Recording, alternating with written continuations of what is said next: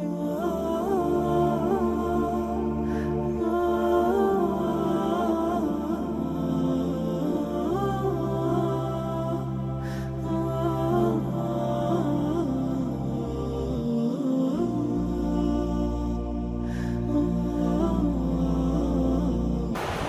بالله من الشيطان الرجيم بسم الله الرحمن الرحيم إن الحمد لله نحمده ونستعينه ونستغفره ونؤمن به ونتوكل عليه ونعوذ بالله من شرور أنفسنا ومن سيئات أعمالنا من يهده الله فلا مضل له ومن يضلل فلا هادي له وأشهد أن لا إله إلا الله وأشهد أن محمدا عبده ورسوله أما بعد يا أيها الناس اتقوا ربكم الذي خلقكم من نفس واحدة وخلق منها زوجها وبث منهما رجالا كثيرا ونساء فاتقوا الله الذي تساءلون به والأرحام إن الله كان عليكم رقيبا يا أيها الذين آمنوا اتقوا الله حق تقاته ولا تموتن إلا وأنتم مسلمون رب اشرح لي صدري ويسر لي أمري واحلل عقدة من لساني قولي ரப்பி சிதறி இல்மா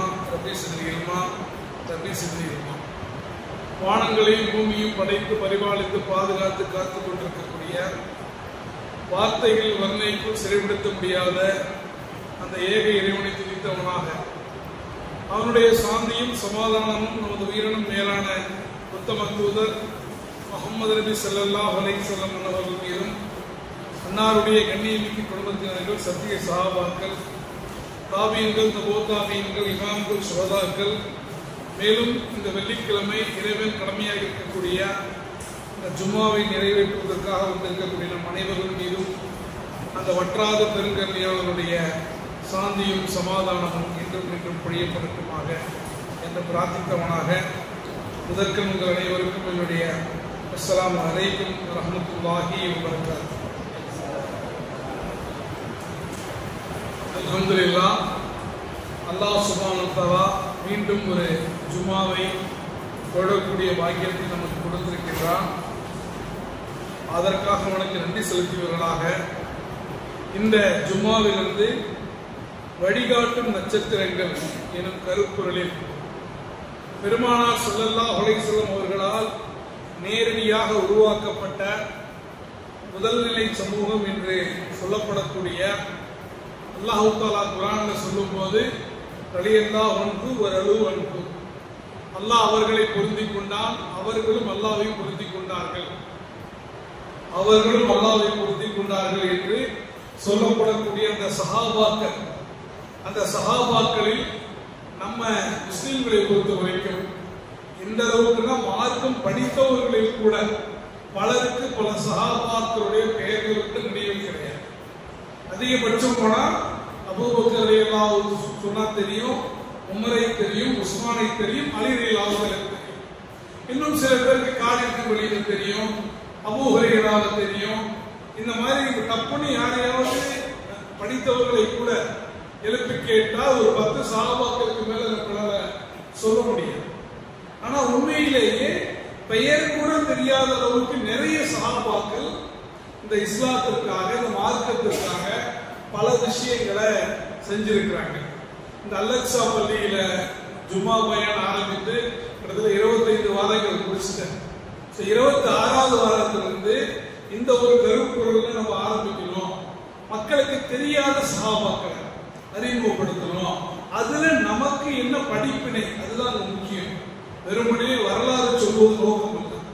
வரலாறு சொல்வதன் நோக்கமே என்னன்னா அந்த வரலாற்றிலிருந்து நாம் எவ்வாறு படிப்பினை பெறுவது, அந்த வரலாற்றை கொண்டு அந்த வரலாற்றில் இருக்கக்கூடிய தவறுகளை படிப்பினையாக எடுத்துக்கொண்டு அல்லது அதில் எப்படி சிறப்பாக செயல்பட்டார்கள் என்பதை படிப்பினையாக எடுத்துக்கொண்டு எப்படி நம்முடைய வாழ்க்கையை உலகத்திலும் மறு உலகத்திலும் உயர்த்துவது என்ற அடிப்படையில தான் இந்த தொடரை இன்னும் ஆரம்பிச்சிருக்கிறோம். அதாவது பொதுவாகவே முஸ்லிம்களிடத்துல வாசிப்பு கலாச்சாரம் என்பது ரொம்ப ரொம்ப குறைவு. வாசிக்கிற பழக்கமே நம்மகிட்ட கிடையாது. குர்ஆன் ஓதக்கூடியவங்க ரொம்ப குறைவு.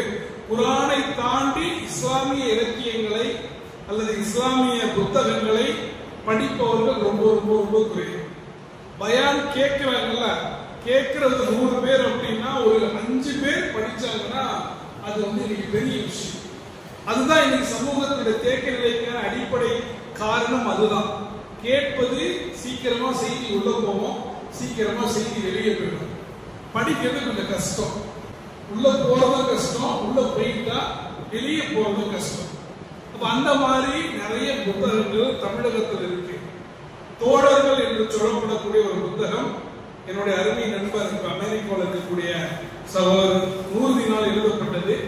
அதுல சஹாபாக்கள் அவ்வளவா நிறைய பேருக்கு தெரியாத சஹாபாக்களை பத்தி நிறைய வரலாறுகள் இருக்கிறது. சோ அதை அடிப்படையாக கொண்டு இந்த முதல் வாரத்தில் சையத் இப்னு ஆமீர் ரலியல்லாஹு அன்ஹு அவர்களை பற்றி, அவர்களுடைய வாழ்க்கையில நமக்கு இருக்க வேண்டிய படிப்பினைகளை பற்றி இன்ஷா அல்லாஹ் பேசலாம்னு முதல் அவங்கள எடுத்திருக்கிறேன். இன்றளவு கூட சையத் இப்னு ஆமீர் நம்ம யாருக்கும் தெரியாது.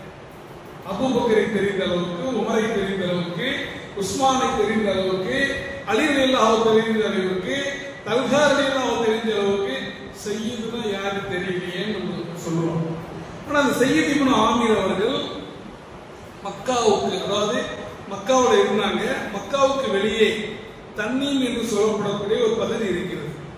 அப்ப அல்லாஹ்வுடைய தூதரோடு அன்னை ஆயிஷா ரலியல்லாஹு அன்ஹா அவர்கள் ஹஜ் செய்ய வந்தாங்க. ஹஜ் செய்ய வந்த போது அவங்களுக்கு அந்த ஹஜ் கடமைகளை செய்யக்கூடிய வேலையில ஆயிஷா ரலியல்லாஹு அன்ஹா அவர்களுக்கு மாதவிடாய் ஏற்பட்டதால் அவங்களால காபாவை தவாப் செய்ய முடியவில்லை. அதனால அவங்க என்ன பண்ணாங்க, தூய்மை அடைந்த பிறகு இந்த தண்ணி சொல்லப்படக்கூடிய இந்த பகுதிக்கு வந்து இஹ்ராமை மேற்கொண்டு காபாவுக்கு போய் என்ன பண்ணாங்க, தவாப் செஞ்சு ஹஜ்ஜை முழுமைப்படுத்தினார்கள். உம்ராவுக்கு போறவங்களுக்கு தெரியும், ஹஜ்ஜுக்கு போறவங்களுக்கு தெரியும், அந்த பகுதியில் ஆயிஷா ரலியல்லாஹு பள்ளிவாசல் என்ற ஒரு பள்ளிவாசலும் இருக்கிறது. சோ அந்த பகுதியை சார்ந்தவர் தான் இந்த சையத் இப்னு ஆமீர் என்பவர். அந்த தண்ணீம்ல அந்த ஆயிஷா ரலியல்லாஹு பள்ளி இருக்கக்கூடிய பகுதியில பெருமானார் ஸல்லல்லாஹு அலைஹி வஸல்லம் அவர்களுடைய ஆரம்ப காலகட்டத்தில், அதாவது முதல்ல அவங்க நபின்னு தன்னை அறிவிச்சு அந்த மக்கத்து மக்களுக்கு மத்தியில் இஸ்லாத்தை எடுத்து சொன்ன போது கடுமையான எதிர்ப்பு அவங்களுக்கு வருது. அப்ப யாரெல்லாம் இஸ்லாத்தை ஏற்றுக்கொள்கிறார்களோ அவர்களெல்லாம் அந்த குறைஷிகளால் பிடிக்கப்பட்டு சித்திரவதைக்கு உள்ளாக்கப்படுகிறார்கள். பிலாலும் கப்பாவும் நமக்கு நிறைய தெரியும். அதே போல குபைப் என்று சொல்லப்படக்கூடிய ஒரு சஹாபி, அவருடைய பெயர் வந்து குபைப் இப்னு அத்தி என்று சொல்லப்படக்கூடிய ஒரு நபித்தோழர் இஸ்லாத்தை ஏற்றுக்கொண்ட காரணத்தினால மக்கத்து குறைஷிகளால் கைப்பற்றப்பட்டு அவர் பொதுமக்கள் முன்னிலையில கழுவில் ஏற்றப்பட்டார்.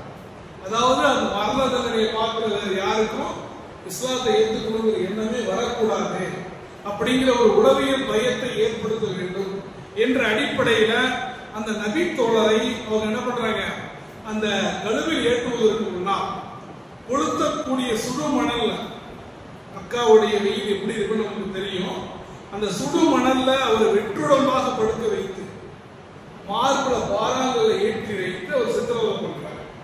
இப்ப சொல்லு, என்ன சொல்லு அப்படின்னா, நீ இஸ்லாத்தை விட்டுவிட வேண்டாம், அதற்கு பதிலாக எனக்கு பதிலாக இந்த இடத்தில் முகம்மது இருந்திருந்தால் நன்றாக இருக்கும் அப்படின்னு ஒரே ஒரு வார்த்தையை சொல்றோம்.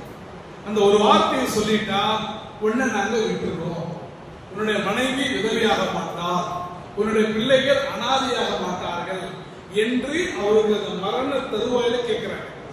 அப்ப அவர் சொல்றாரு, அந்த காட்சி நிறைய பேர் வேடிக்கை பார்க்கிறாங்க. வேடிக்கை பார்த்த பல இளைஞர்களில் ஒருவர் நாம் இன்னைக்கு பேசக்கூடிய சையத் இப்னு ஆமீர் அவர்கள். அவங்க இப்ப இஸ்லாத்துல என்ன பண்ணல, ஏத்துக்கல. அப்ப அந்த குபைப் சொல்றாரு, என்னுடைய தூதருடைய, என்னுடைய தலைவருடைய பாதத்தில் காலில் முள் தைப்பதை விட இது எனக்கு போதுமானது, நான் இறந்து போவது எனக்கு போதுமானதுன்னு சொல்லி அவரை வந்து என்ன பண்றாங்க, அவரை வந்து கடைசியில குபைவை கொலை செய்து விடுகிறார்கள். கொலை செய்வதற்கு முன்னால் குபைத்தை கேட்கிறாங்க, உன்னுடைய கடைசி ஆசை என்ன, உன்னுடைய கடைசி ஆசை என்ன என்று கேட்கிறார்கள். அப்ப குபைப் சொல்றாரு, 2 ரக்கத் நஃபில் தொழ வேண்டும், வேற ஒண்ணுமே கேட்கல, 2 ரக்கத் தொழ வேண்டும். அவர் தொழுத பிறகு சொல்றாரு, இவங்க மட்டும் நான் ஏதோ இவங்க என்ன தூக்கிலிட்டுருவாங்க என்பதற்காக பயந்து தொழுகையை நீட்டிச்சேன் அப்படின்னு சொல்லிடுவாங்கன்றது இல்லாமல் இருந்தால் இன்னும் நீண்ட தொழுகையை நான் என்ன பண்ணிருப்பேன், தொழுதிருப்பேன். இருந்தாலும் தொழுகையை சுருக்கி கொண்டேன். கடைசியில் அவர் துன்புறுத்தப்பட்டு கழுவில் சிலுவையில் வைத்து அவர் அறையப்பட்டு கொல்லப்படுகிறார். அப்ப அந்த காட்சியை பார்த்த சையீத் இப்னு ஆமீருடைய உள்ளம் கொதிக்கிறது. என்ன அவர் இஸ்லாத்தை ஏத்துக்கல, அவர் முஸ்லீம் கிடையாது. இருந்தாலும் ஒரு அல்லாஹ் ஒருவன் சொன்னதற்காக இந்த மக்கள் எல்லாம் ஒன்று கூடி இப்படி கொலை செய்யறாங்களே, இது நியாயமா? காட்டு மிராண்டிகளோட மோசமா இருக்கிறாங்களே அப்படின்னு அவருடைய மனதுக்குள் போராட்டம் நடக்கிறது. அந்த காட்சியின் விளைவாக சில நாட்கள் கழித்து அவர் என்ன பண்றாரு, இஸ்லாத்தை ஏற்றுக்கொள்கிறார்.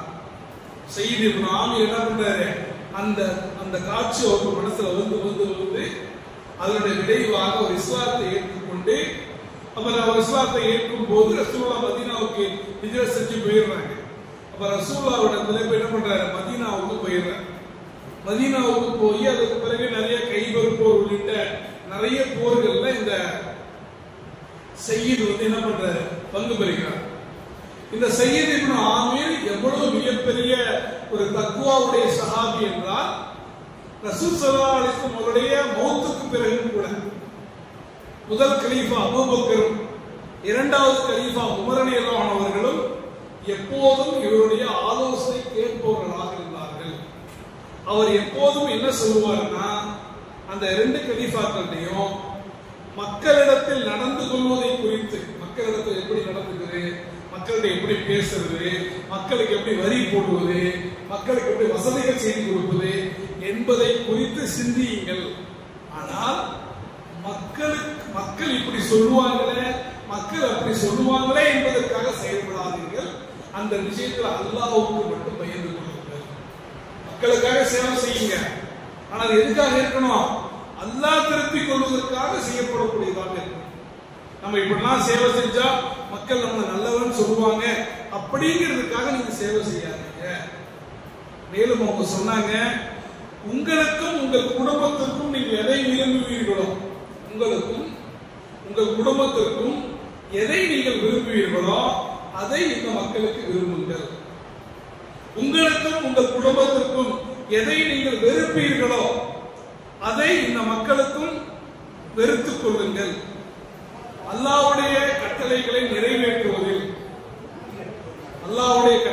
நிறைவேற்றுவதில் இந்த மக்கள் சொல்லக்கூடிய குற்றச்சாட்டுகளை புறந்தள்ளுங்கள் என்பதாக அல்லாஹ்வுக்கு பயந்து புத்திமதி சொல்லக்கூடிய ஒரு நபராக சையீத் இப்னு ஆமீர் அவர்கள் இருந்தார்கள்.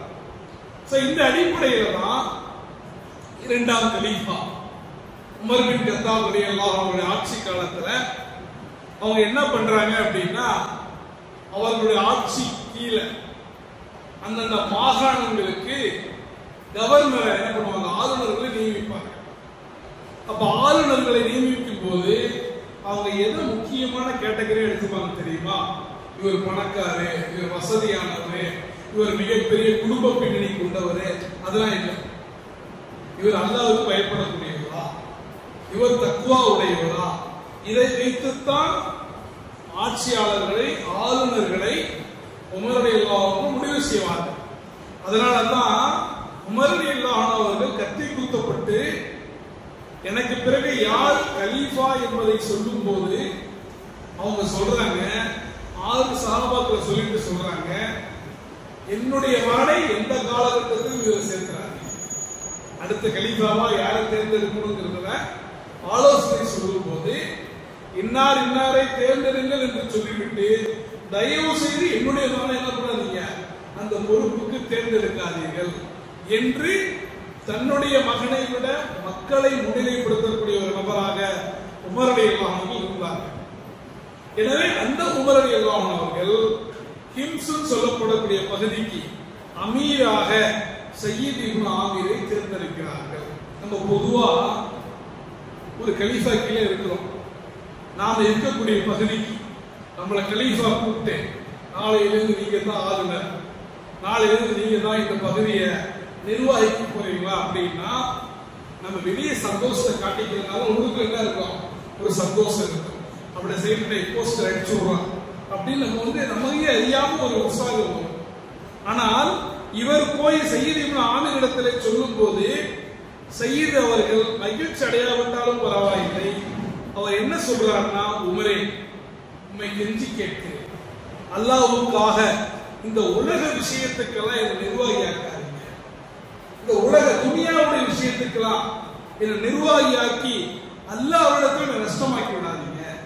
ஏதோ நான் பாட்டு இஸ்லாத்தை எடுத்துக்கிட்டேன், போர்ல பங்கு பெற்றேன், அல்லாஹ்வுக்காக அஞ்சு ஒரு துறவற வாழ்க்கையை மேற்கொள்கின்றேன், அல்லாஹ்வுக்கு அஞ்சு நடந்து கொண்டிருக்கின்றேன், இதுல மக்களுக்கு பொறுப்பாளரா மக்களுக்கு ஆளுநரா நியமிச்சு அதுக்கெல்லாம் கேள்வி எனக்கு இருக்கு, அல்லாஹ்ட்ட பதில் சொல்லி நஷ்டவாளியாக ஆகக்கூடிய நிலைமையை என்னை ஏற்படுத்தாதீங்க என்று சொன்ன போது உமர் ரலியல்லாஹு அன்ஹு கோபம் வந்துச்சு.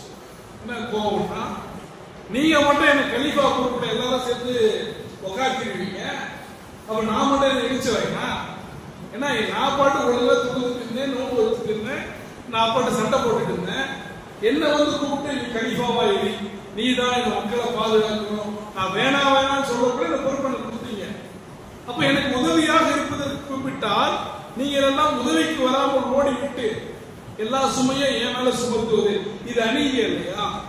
இதுக்கு போய் நீங்க ஏதாவது பதில் சொல்ல மாட்டீங்களா அப்படின்னு கேட்ட பிறகு நமக்கு இதெல்லாம் இந்த கான்வர்சேஷன் எல்லாம் பார்க்கணும் ஆச்சரியமா இருக்கும். குலைக்க தெரியாத ஆட்கள் இருக்கிறாங்க, இந்த பதவிக்கும் பொறுப்புக்கும் தான் நம்ம இவ்வளவு அடிச்சுட்டு இருக்கிறோம், இதுக்காகத்தான் அவ்வளவு புலனறி வேலையுமே பண்ணிட்டு இருக்கிறோம். இங்க என்னன்னா ஒரு ஆள் பொறுப்பை கொடுக்குறாரு, ஒரு ஆள் எனக்கு பொறுப்பெல்லாம் வேணாங்கிறாரு, அப்ப உனக்கு பொறுப்பு வாங்கினா என் பொறுப்பை எடுத்துருங்க, எனக்கு மட்டும் எதுக்கு பொறுப்பு? கடைசியாக உமர் ரலியல்லாஹு அன்ஹு அவருடைய வேண்டுகோளை ஏற்றுக்கொண்டு இந்த சையீத் இப்னு ஆமிர் என்ன பண்றாங்கன்னா, அவங்க பொறுப்பை ஏற்றுக்கிறாங்க. சரி, நான் உங்களுடைய வற்புறுத்தலுக்காக நான் கவர்னரா இருக்கிறேன். அப்ப அவர் கவர்னர் ஆகிவிட்ட பிறகு அவருக்கு திருமணம் நடக்கிறது. திருமணம் நடந்த பிறகு இந்த ஹிம்சு பகுதிக்கு அவர் எந்த பகுதிக்கு ஆளுநரா நியமிக்கிறாங்களோ அந்த பகுதிக்கு போறார். போன உடனே புதுசா கல்யாணம் ஆயிருக்கிறாரு அப்படின்னு உமர் ரலியல்லாஹு அன்ஹு அவருக்கு கொஞ்சம் அமௌண்ட் தராங்க. இந்த அமௌண்ட் வச்சு அங்க போய் ஒரு அழகான ஒரு வீடை கட்டி மனைவியோட நல்லபடியா வாழு அப்படியே அதோட அந்த ஆளுநர் பதவியும் ஒழுங்கா பார்த்து கொண்ட உடனே இவர் உமர் ரலியல்லாஹு அன்ஹு கொடுத்த பணத்துல 10ல் 1 பகுதியை மட்டும் செலவு செய்து ஒரு சின்ன ஒரு வீடு, இருப்பதற்கு 2 பேர் தங்குவதற்கு போதுமான ஒரு வீட்டை அமைத்துக் கொண்டு சில அடிப்படையான பொருட்களை மட்டும் வாங்கிவிட்டு மனைவிட்டு சொல்றாரு, உமர் ரலியல்லாஹு அன்ஹு இவ்வளவு பணம் கொடுத்தாங்க, இவ்வளவு பணத்தையும் நம்ம செலவு பண்ணி நமக்கு பிரயோஜனம் இல்லை, நான் என்ன பண்றேன் 10% தான் செலவு பண்ணிக்கிறேன், மீதி 90% இந்த நகரத்துல ஒரு வியாபாரம் இருக்கிறது, அந்த வியாபாரத்துல நான் ஒரு சைலண்ட் பார்ட்னர் மாதிரி, ஒரு சைலண்ட் பார்ட்னர் சொல்லுவாங்க, வேலை பார்க்க மாட்டாங்க, பணத்தை மட்டும் போடுவாங்க, சைலண்ட் பார்ட்னரா போட்டு நமக்கு நல்ல வியாபாரத்துல லாபம் வரும், பரக்கத்தா இருக்கலாம், லைஃப் லாங் நம்ம நல்லா இருக்கலாம் அப்படின்னு உடனே மனைவி நல்ல விஷயம் தான், பரவாயில்ல என் புருஷனுக்கு இப்பயாவது புத்தி வந்துச்சு, இப்பயாவது காசு போனதான் ஆசை வருது அப்படின்னு சொல்லி பண்ணுங்க அப்படிங்கிறாங்க. அப்ப அவங்க கேட்கிறாங்க, சரி அதை பண்றீங்க, வியாபாரத்துல ஒருவேளை நஷ்டமாயிட்டா என்ன பண்ணுவீங்க? ஏன்னா உங்களுக்கு வியாபாரத்தை பத்தி ஒண்ணும் தெரியாது, நஷ்டமாயிட்டா என்ன பண்ணுவீங்க? இல்ல யாரு நம்பி நான் முதலீடு செய்யறேனோ நஷ்டமானா அவருக்கு என்ன பண்ணிப்பான், பொறுப்பு எடுத்துப்பான், கேரண்டி கொடுத்துப்பான் அப்படிங்கிறாங்க. அதுக்கப்புறம் அவங்க என்ன பண்ணாங்க, அந்த மீதி 90% எடுத்துட்டு வந்து ஏழைகளுக்கும் வறியவர்களுக்கும் அள்ளி எள்ளி கொடுத்துடுறாங்க. இதெல்லாம் பொண்டாட்டிக்கு தெரியாது. அவன் எப்ப பார்த்தாலும் என்னங்க பிசினஸ் எப்படி நடக்குது, லாபம் பிசினஸ் என்ன அமோகமா நடக்குது, சூப்பரா நடக்குது, அது லாபம் நல்லா பங்கு ஏறிக்கிட்டே போகுது, அதெல்லாம் ஒரு பிரச்சனையும் இல்லை அப்படின்னு எப்போதும் சமாளிச்சுட்டே இருப்பாங்க. ஒரு நாள் அவருடைய உறவினர் ஒருவர் இருக்கிறார், அவருக்கு இந்த விஷயம் எல்லாம் தெரியும். அவரு முன்னாடி அவர் மனைவி இந்த பேச்சை எடுக்கும் போது இவர் அதே விஷயம் சொன்னாரா, உறவினர் சிரிச்சிடுறாரு. சிரிச்ச உடனே மனைவிக்கு சந்தேகம் வந்துருக்கு, இந்த மனுஷன் நம்ம நினைச்ச மாதிரி இல்ல, ஏதோ தப்பு, அது தப்புனா அந்த பார்வையில தப்பு, ஏதோ தப்பு பண்ணிருக்கிறான், அதனாலதான் இந்த மாதிரி நெளிகிறார். உடனே அவன் அழுகுறாரு. அந்த அழுகையை பார்த்து விட்டு ஒரு உண்மையை சொல்லிடுறார், என்னுடைய நண்பர்கள் எல்லாம் இஸ்லாத்தை ஏற்றுக்கொண்ட பலர் ரசூலுல்லாஹ் காலத்திலே மௌத்தாயிட்டாங்க, அபூபக்கருடைய காலத்துல மௌத்தாயிட்டாங்க, எனக்கு முன்னாடி மௌத்தாயிட்டாங்க, அவங்க இந்த உலகத்தில் எதிலும் கிடைக்க அவங்க விருப்பமே இல்லை, எனக்கு இதையெல்லாம் வாங்கி நான் செஞ்ச நன்மை பாழா போயிடுமோ அப்படின்னு நான் பயப்படுறேன். அதனால் நான் இதையெல்லாம் நான் உன்கிட்ட என்ன சொன்னேன், எதுவுமே புரியல. இது நிச்சயமாக வெற்றிகரமான வியாபாரம். இந்த முதலீடை யாரு வந்து செய்யறேனோ அவன் நாசமாக்க மாட்டான், அவன் அதுக்கு சரியான லாபத்தை தருவான். நான் சொன்னது முழுக்க முழுக்க உண்மை. அது அல்லாஹ் தஆலா மறுமையில நமக்கு சொர்க்கத்தை கொடுக்கும் போது அதை தெளிவாக உணர்ந்து கொள்வாய் அப்படிங்கிறாங்க. மனைவி என்ன பண்றாங்க, புரிஞ்சுக்கிறாங்க. இப்படியாகத்தான் இந்த சய்யித் இப்னு ஆமீர் மட்டுமல்ல, நாம பார்க்க போறக்கூடிய எல்லா சஹாபாக்களும் இப்படிப்பட்ட ஒரு வாழ்க்கையை தான் வாழ்ந்து கொண்டிருந்தார்கள். நம்ம இந்த பயானை கேட்கக்கூட நம்ம மனசுக்குள்ள ஒரு எண்ணம் ஓடும், சரி இதே மாதிரி எல்லாரும் இருந்துட்டா உலகத்துல, இதே மாதிரி எல்லாரும் உலகத்துல இருந்துட்டானா திருட்டு கிடையாது, கொலை கிடையாது, யாருக்கும் பிரச்சனை கிடையாது. ஆனா அப்படி இருக்க முடியாது. ஏன்னா மனிதன் அப்படி படைக்கப்பட்டவன் அல்ல. மனிதன் நிச்சயமாக ஷைத்தான் ஊடுருவக்கூடியவனாகத்தான் மனிதன் படைக்கப்பட்டிருக்கின்றான். ரசூல் ஸல்லல்லாஹு அலைஹி வஸல்லம் தன்னுடைய மனைவியோட போறாங்க. 2 சஹாபாக்கள் இருக்கிறாங்க. போயிட்டு திருப்பி சொல்றாங்க, மக்களே நான் என் மனைவியோடு போறேன் அப்படிங்கிறாங்க. ரசூலுல்லாஹ் உங்களை போய் தப்பா நினைப்பமா அப்படிங்கிறாங்க. ஷைத்தான் எல்லாருடைய ரத்தத்திலும் ஊடுருவி இருக்கிறார். அப்ப அந்த மாதிரி தான்.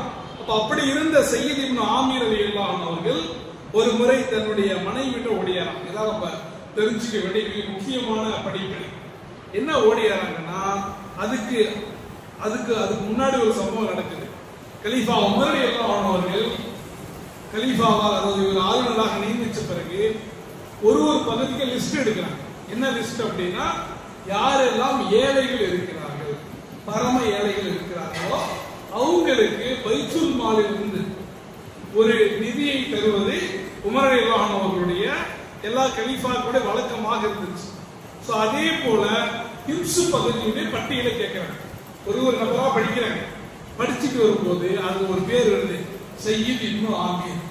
சய்யித் இப்னு ஆமீர் கேள்விப்பட்ட பேர் தான் இருக்கு, யாருன்னு கேட்கிறாங்க. பக்கத்துக்கு ஆளுநர், அவர் அந்த அளவுக்கு பரமையாலையா இருக்கிறாரா, நான் ஏற்கனவே காசு நான் கொடுத்தேன், அந்த காசை வச்சு இந்த மனுஷன் ஒன்றும் பண்ணலையா அப்படிங்கிற ஒரு அதிர்ச்சியோடு அப்ப மக்கள் எல்லாம் சொல்றாங்க, அல்லாஹ்வின் மீது ஆணையாக அவர் பரம ஏழை தான், அவருடைய வீட்டின் அடுக்களை பல நாட்களாக நெருப்பில்லாமல் இருப்பது எங்களுக்கு தெரியும். அந்த காலத்தை பொறுத்தவரைக்கும் அர்த்தம் என்னன்னா, பல நாட்களாக வீட்டில் சமைத்து சாப்பிடவே இல்லை, அந்த அளவுக்கு ஏழையாக ஒரு ஆளுநர் இருந்திருக்கிறார். ஆனா அந்த மாகாணம் என்பதோ இஸ்லாமிய அரசு என்பதோ பெரும் செல்வம் கொளிக்கக்கூடிய ஒரு இடமா இருந்துச்சு. காசு இல்லாம ஏழையா இல்லை, காசு இருந்தும் சிக்கனமாக எளிமையாக ஒரு ஏழ்மை வாழ்க்கை வாழ்ந்து கொண்டிருக்கிறார்.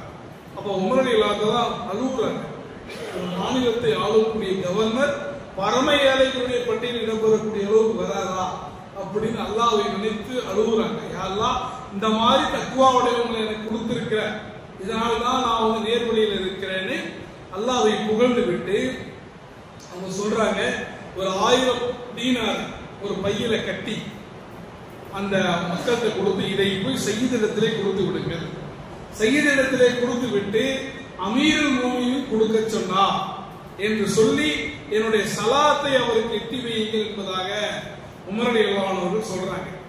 நேரடியாக அந்த மக்கள் என்ன பண்றாங்க, உமருடைய சய்யிதுக்கு வராங்க.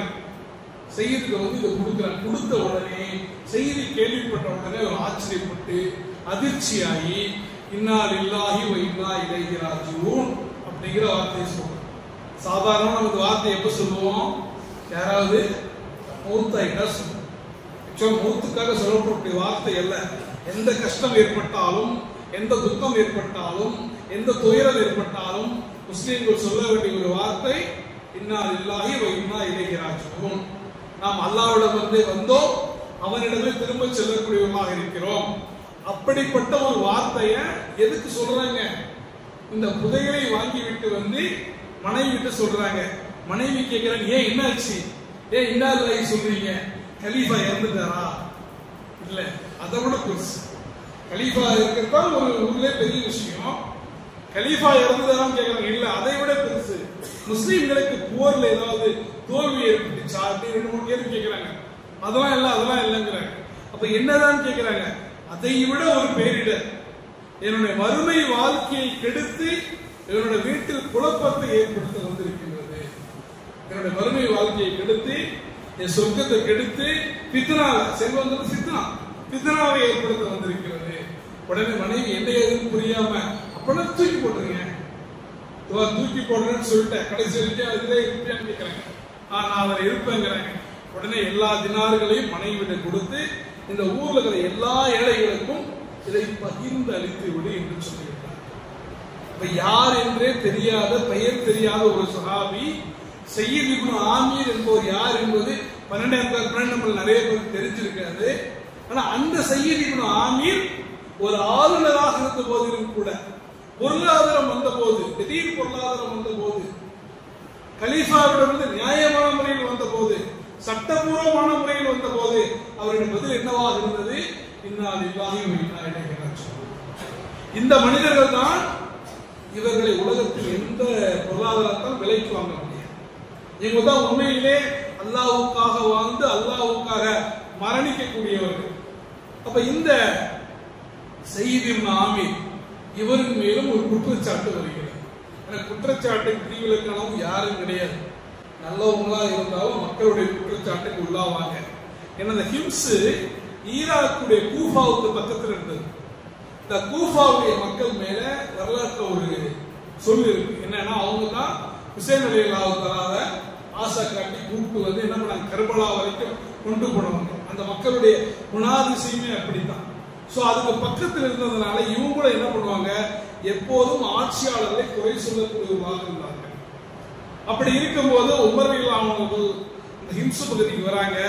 உமர் ரலியல்லாஹு போய் என்ன சொல்றாங்க, இவரை பற்றி குறைகளை சொல்றாங்க. என்ன குறைகள் அப்படின்னா ஒரு 3 முறை சொல்றாங்க.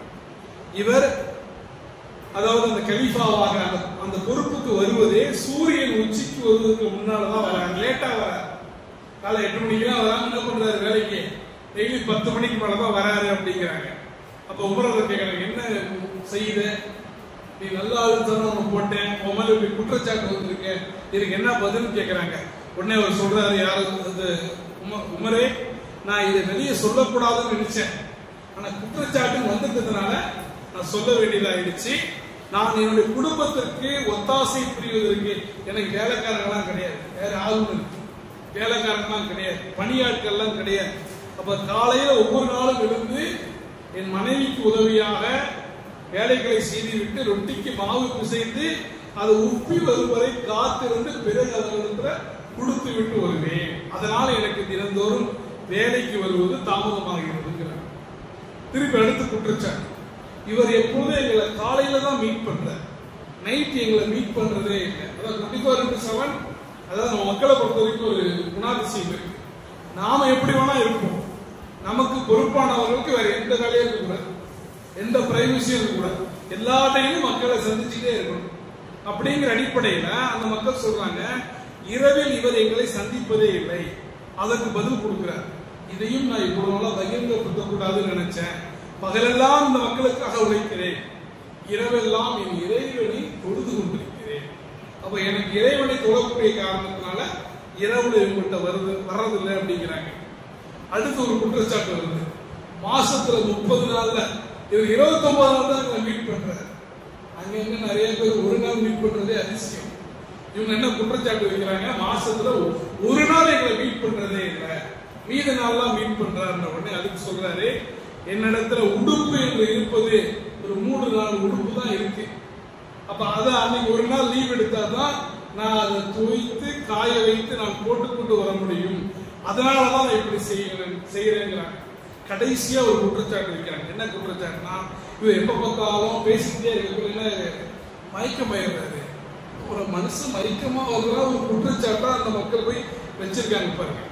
அதுக்கு ஒரு பதில் சொல்றாரு, வேறு ஒன்றும் இல்லை, நான் இஸ்லாத்தை ஏற்றுக்கொள்வதற்கு முன்னால் குபைப் ரலியல்லாஹு அவர்கள் கொல்லப்படுவதை பார்த்தேன். குபைப் அவர்களை ஒரு ஆடை வெட்டுவதை போல அவரை வெட்டி அறுத்து சிறுவையில முற்றுயிரும் குலையுருமாக அவரை அடைந்தார்கள். ரத்தம் அவரிடமிருந்து பெருக்கெடுத்து ஓடிக்கொண்டிருந்தது.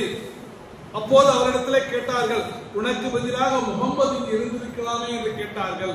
அப்போது குபைப் சொன்னார், எனக்கு பதிலாக என்னுடைய தலைவருடைய பாதத்தில் ஒரு முள் தைப்பதை கூட விரும்பவில்லை என்று சொன்னார். அப்போது அதை தடுக்க சக்தி இல்லாதவனாக, ஒரு பலவீனனாக அதை வேடிக்கை பார்த்துட்டு இருந்தேன் இல்லையா, அந்த குற்ற உணர்ச்சி எப்போதெல்லாம் அதை பற்றி எனக்கு மண்டையில வருதோ, நினைவுக்கு வருகிறதோ, அவரை காப்பாற்ற சக்தி இருந்தும் காப்பாற்றாம கோழையாக நின்று விட்டோமே, அல்லாஹ் இதற்காக நம்மளை தண்டித்து விடுவானோ என்ற அச்சம் எனக்கு வரும்போது நான் என்னையும் அறியாமல் மயங்கி விடுகிறேன் என்பதாக சய்யித் இப்னு ஆமிர் ரலியல்லாஹு அன்ஹு அவர்கள் சொல்லி காட்டுறாங்க. அப்ப ஒரு தீய செயல், ஒரு தீய செயலை தடுப்பு சக்திலாம் உங்களுக்கு இல்லை. ஏன்னா ஒரு மிகப்பெரிய கூட்டம் இருந்தாலும் என்னால எதுவும் செய்ய முடியலங்கிற அந்த நினைவு வரும்போதெல்லாம் குற்ற உணர்ச்சியின் காரணமாக அவர் மயக்கமாகக்கூடிய அளவுக்கு அவர்களுடைய ஈமான் தரமான ஈமானாக இருந்திருக்கிறது. அதனாலதான் அல்லாஹ் தஆலா குர்ஆன்ல என்ன சொல்றான், ரலியல்லாஹு அன்ஹு வ ரலூன், அல்லாஹ் அவர்களை பொருந்திக் கொண்டான், அவர்களும் அல்லாஹ்வை பொருந்திக் கொண்டார்கள். ஏன்னா பெருமானார் ஸல்லல்லாஹு அலைஹி வஸல்லம் அவர்கள் இந்த உலகத்துக்கு கொடுத்த மிகப்பெரிய அற்புதமே அப்படிப்பட்ட ஒரு மனித கூட்டத்தை உருவாக்கியவர். அப்படிப்பட்ட ஒரு மனித கூட்டம் உருவான காரணத்தினால்தான் ரசூலுல்லாஹ்வுடைய மறைவுக்கு பிறகு அவர்கள் உலகத்தின் பல்வேறு திசைகளுக்கு, இங்க இருந்து பரங்கிப்பட்ட வரைக்கும் வந்திருக்கிறாங்க, பல்வேறு திசைகளுக்கு பரவிய காரணத்தினால்தான் நாம் எல்லாம் இன்றைக்கு முஸ்லிம்களாக, ஈமான் கொண்டவர்களாக, நம்பிக்கையாளர்களாக இருந்து கொண்டிருக்கிறோம்.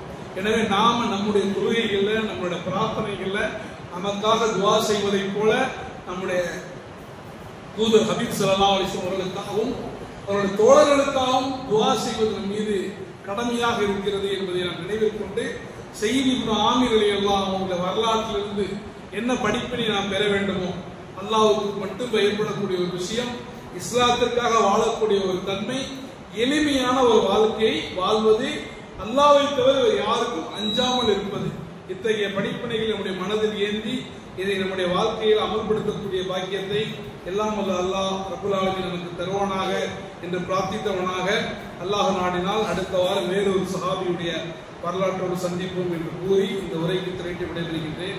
வாஹித் ரப்பில் ஆலமீன். அஸ்ஸலாமு அலைக்கும் வரஹ்மத்துல்லாஹி வபரகாத்துஹு. சுன்னத்து துவாதமும்